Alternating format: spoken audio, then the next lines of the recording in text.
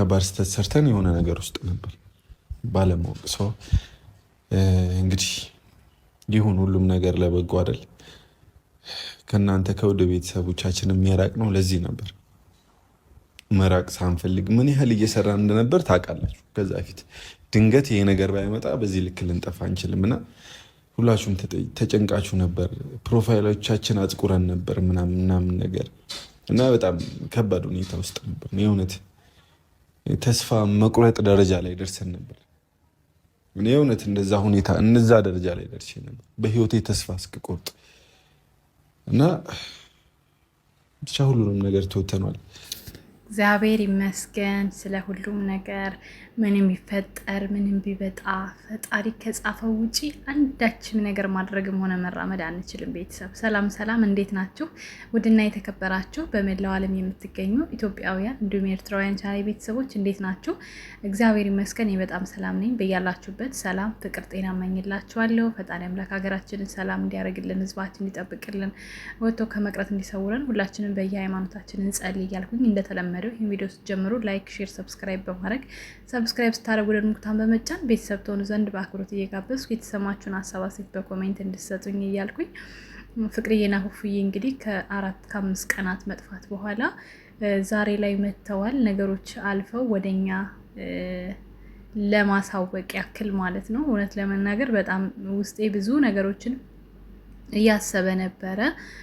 ያለምንም ምክንያት በአንዴ እንደዚህ ሊጠፉ እንደማይችሉ በራሴ መንገድ በቃ ብዙ እያሰብኩ ነበረ። ብቻ ግን ስለ ሁሉም ነገር እግዚአብሔር ይመስገን። ሰው ያስባል እግዚአብሔር ይፈጽማል ነው እና አንዳንድ ጊዜ ፍቅርዬን በጣም ብለዋለች፣ ረጅሙን ነገር እዛ መስማት ትችላላችሁ እና እግዚአብሔር ምንም ነገር ሲያመጣባችሁ ሊያስተምራችሁ ወይም ደግሞ የእናንተን ጥንካሬ ሊያይ ሲፈልግ ነው። ሁሌ ነው የምላችሁ ይሄንን። ማንም ሰው ቢሆን ሲፈተን ለበጎ ማለት አለበት። የምችሉት አይነት ፈተና ይሆናል፣ የማችሉት አይነት ፈተና ይሆናል። በህይወታችሁ የሚመጡ ነገሮች ሁሉ ለእናንተ በጎና መልካምን ነገር ይዘው ይመጣሉ። ያስተምሯችኋል፣ ይለውጧችኋል ማለት ነው። እንዲሁም ደግሞ እንደ ሰውኛ ወዳጅ ጠላታችሁንም አይታችሁበት ታልፋላችሁ። ዘመድ ወገን ጓደኛ የሚባለው ነገር ባለማችሁ ጊዜ ነው በነገራችን ላይ ማለት ነው። በእውነተኛ በጭንቃችሁና በችግራችሁ ሰዓት ማንም የለም። የእውነት በጣም ይገርመኛል። እኔ የሰው ልጅ ባህሪያችን ማለት ነው ሊረዳ ባይችል እንኳን ሊያቆስል በቃ ማለት በቁስል ላይ ቁስል መጨመር እንኳን የሚያቆም ሰው አይኖርም ማለት አይርዱኝ። እኔ አሁን አንድ ተቸገርኩ ልበላችሁ ምሳሌ እኔም መርዳት ባይችሉ እንኳን በዝምታ እንኳን ለማለፍ አይሞክሩም። በቁስሌ ላይ ነው ቁስል መጨመር ያ ማለት ነው የሰው ልጅ እና ዛሬ ሁለቱም ሲናገሩ የሆነ የተሰማኝ ነገር አለ። በዛ ላይ ፉፉ ታሟል። ጭንቀት ነው፣ ከባድ ነው ታውቃላችሁ። ነገሮች ሲፈጠሩ በዛ ላይ በማታውቁት አካባቢ ሲሆን ደግሞ ትንሽ ለየት ይላል ሁሉም ነገር እና ብቻ እኔ እየጠበቅኩ የነበረው እንደተባለው የፍቅርዬን ምርቃት ነው። በቃ ማለት የሆነ የሚያስጨንቅ ነገር እንዳለ ተሰምቶኛል፣ ግን ደግሞ እንዲህ ነው ብዬ የምለው ነገር አልነበረም እና ብቻ ስለ ሁሉም ነገር እግዚአብሔር ይመስገን ማለፉ ነው። እናንተም እንዳልሹም እንዳላችሁትም ተምራችሁበት ነገሮችን አንዳንዴ እውነት ነው ባለማወቅም በማወቅም ከባድ ወንጀሎች ወይም ስህተቶችን እንሰራለን። እንግዲህ ፍቅር ተናግረዋለች። ከ2 ዓመት በላይ የሚያሳስር ጥፋት ነበር አለች እና ቲክታከር እንኳን አይደለም አይገርማችሁም? ስህተት እንዴት እንደሚፈጠር አታውቁትም። አሁን ቲክታከር ላይ ታውቃላችሁ፣ ቲክታክ ላይ በጣም ብዙ በቃላት ግድፈት፣ በቃላት ስህተት፣ በብዙ ነገሮች አሁን ላይ ልጆች እየታሰሩ ነው። ግን ምክንያት ነው፣ ሰበብ ነው። እናንተ ልትማሩ ሲፈልግ እግዚአብሔር የሆነ ነገር ቆንጥጧችሁ ችግር ምን እንደሆነ ሊያሳያችሁ ሲፈልግ የሆነ ነገር ይሰጣችኋል እና እነዚህ ልጆች ደግሞ በተለይ በጣም በብዙ ነገሮች እየተፈተኑ እዚህ ጋር የደረሱ ልጆች ናቸው። ዛሬም ነገም ያው የሚያልፉት ነገር የሚመጣ ነገር ይኖራል፣ እነሱም ያልፉታል።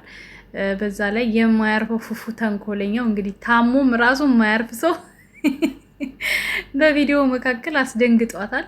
በጣም ታሞ ስለወጣች እውነት መስሏት ከልቧ ደንግጣለች። እንደዚህ አይነት ነገር ግን አታድርጉ፣ ምክንያቱም ያኛው ሰው ነው ቀድሞ የሚመጣው በነገራችን ላይ በድንጋጤ ማለት ነው። እና ግን አልቆየም። ደስ የሚለው ነገር 1 ደቂቃ ራሱ አልቆየም። እውነት ለመናገር እኔ ቢቆይ ልቤ አብሮ ከሷ ጋር ተጨነቀ ማለት ነው። እና ብቻ እግዚአብሔር ይማርክ አንተንም ወንድሜ ፉፉዬ፣ አይዟችሁ በርቱልን። እንግዲህ የፍቅርዬ ምርቃት ለማየት ያብቃን፣ ደስታን ሰላምን ያምጣልን። ሁላችንንም ፈጣሪ ወጥቶ ከመቅረት ይሰውረን። እውነት ለመናገር በምን እንደምንጠፋ በዚህ ሰዓት አናውቀውም። እየተሰራጨ ያለውን አይታችኋል። አሁን ከሰሞኑ አውሮፕላን ተቀስቅሶ የውጭ ሀገር ዜጎች የምንድን ሀገር ዜጎች ከነሱ መካከል ከ250 ምናምን ሰው አንድ ሰው መትረፍ ማለት ተአምር ነው። ይሄ ማለት የፈጣሪ ተአምር ታሪክ ነው እንጂ የሚተርፍ ሰው ሆኖ አይደለም። ግን እግዚአብሔር ካልቆረጠው ነፍሳችሁን ማንም ምንም ቢያደርጋችሁም ምንም አትሆኑም እና ብዙ ፋሚሊ አንድ ፋሚሊ የሆኑ ይሞቷሉ ምናምን ብቻ ብዙ ከባድ ነው። ፈጣሪ ወጥቶ ከመቅረት ይሰውረን ነው የሚባለው። ሁላችንም በስደት ነው ያለነው። አብዛኞቻችን ስደት ላይ ምን እንደሚገጥመን አናውቅምና ካፋችን እናውራ እንጂ በውስጣችን ቂም አንያዝ ለማለት እወዳለሁኝ። በተረፈ በጣም ነው የምወዳችሁ። እነ ፍቅርዬ ፉፉዬ ስለመጡ እንኳን ደስ ያላችሁ ብያለሁ። ፍቅርዬ ፉፉዬ አይዟችሁ፣ በርቱልኝ። እግዚአብሔር ከእናንተ ጋር ይሁን። ላይክ፣ ሼር፣ ሰብስክራይብ አትርሱ። እወዳችኋለሁ። መልካም ጊዜ። ቻው ቻው።